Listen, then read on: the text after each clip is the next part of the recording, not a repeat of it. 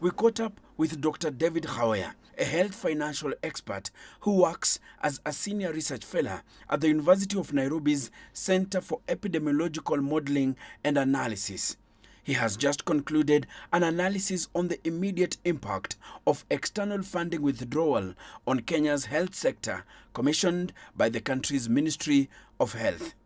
For us to be able to see the impact, let's go back and look at what is it they have been funding. I mean, the external funding generally has been about 45%. But when you look at the external funding, the US government has been contributing about 60% of that. So ideally, what we are saying is that if they stop, we are definitely going to be affected in many fronts, including the strategic diseases like HIV, TB, malaria. Here in Kenya, external assistance supports life-saving commodities, thousands of health workers, disease surveillance systems, vaccines, and nutrition programs. Khawea's team calculated what funding will be missing and what services it paid for. The result, a multi-million-dollar gap.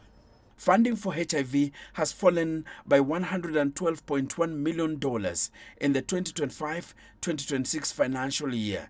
Tuberculosis funding has also dropped by $107.7 million. This affects testing, treatment, and tracing, the backbone of TB control. Malaria funding has fallen too, though less sharply.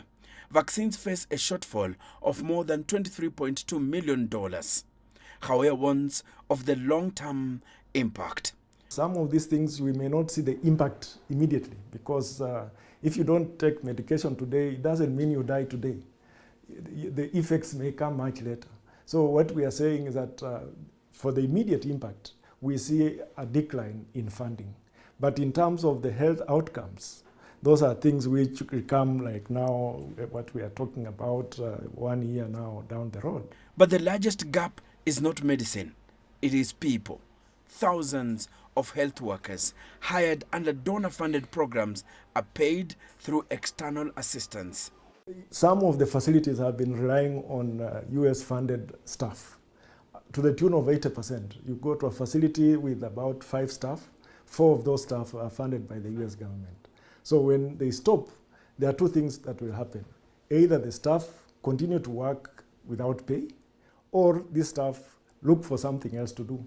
Experts have outlined urgent options: raising domestic health funding, integrating donor programs into routine care, including essential medicines in health insurance, working with private suppliers to lower costs, exploring new financial tools from health bonds to targeted taxes. But none of these are quick fixes.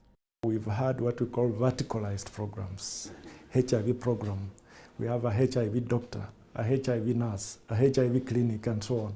Those things are now going away because what the government have realized that they need to integrate services so that instead of having a clinic for HIV, they have a clinic to offer healthcare.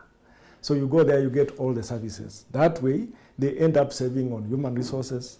For most African countries, the question is no longer whether external funding will fall, but whether health systems can survive when it does. Enoxikolia, CGTN.